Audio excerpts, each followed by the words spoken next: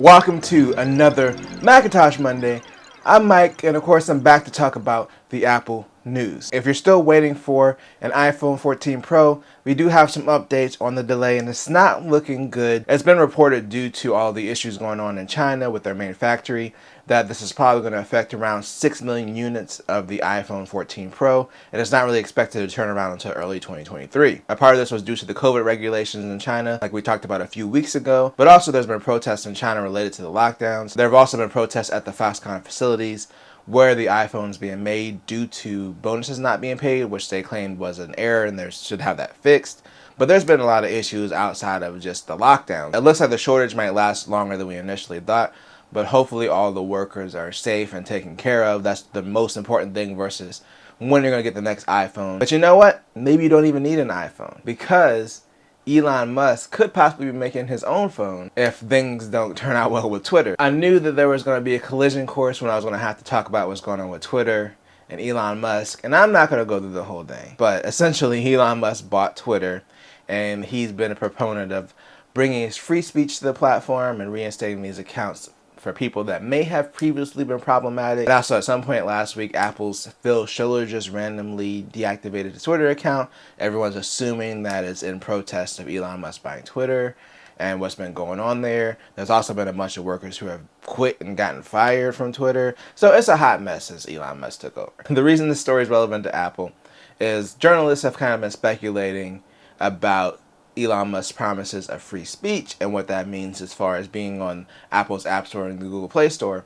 And basically, Elon Musk was asked, what happens in a scenario where you do get pulled from both of these app stores. And he said that he would just make his own phone. If anyone has the money to make their own phone, it's Elon Musk. I mean, he did sell a flamethrower, so I wouldn't put it past him to make his own phone. Obviously, it'll probably be an Android-based phone, and then you could have Twitter just be one of the built-in apps on the phone. But at the same time, I don't know if people would be willing to switch phones just to keep Twitter. That seems like a lot. And plus, you could probably still use the web version, even if it got pulled from the App Store. This is all speculation. Right now, they haven't done anything to violate Apple's App Store terms. It has been turbulent over there, but basically, this was just a what-if scenario if it does come down to that, and we could be heading there fast. Twitter's just been a mess. I don't even have enough time in this video to explain it. It would take like 3 hours just to explain the last 2 weeks of Twitter. You know what else is hard to explain? This cheap Apple Pencil rumor. There's this new rumor that's been going around. This is not from our normal accredited sources, and even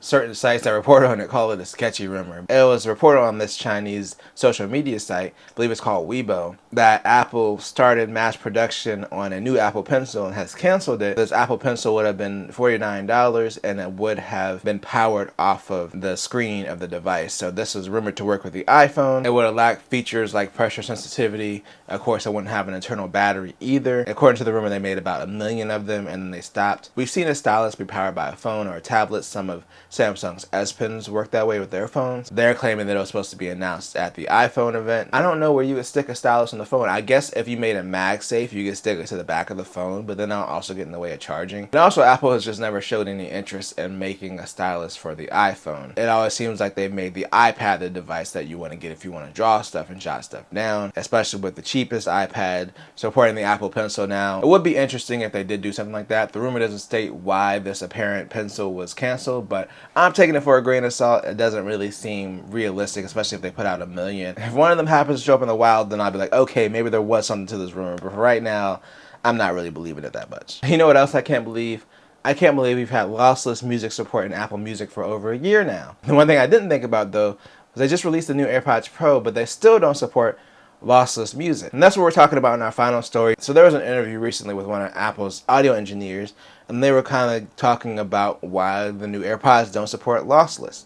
Basically what they said is there's a compromise between audio quality and reliability that they have to balance when they're creating these new headphones. There was speculation before that the codec that Apple uses is holding them back, but the engineer saying it's not because of the codec. It's really just prioritizing a balance of music and reliability. And I will say that AirPods Pro especially have been some of the most reliable headphones. No matter what device I use them with, like I use them all the time with my Windows computer, and they don't drop out. I don't have a lot of disconnection issues that I've experienced with other Bluetooth headphones. So obviously that's a high priority for them.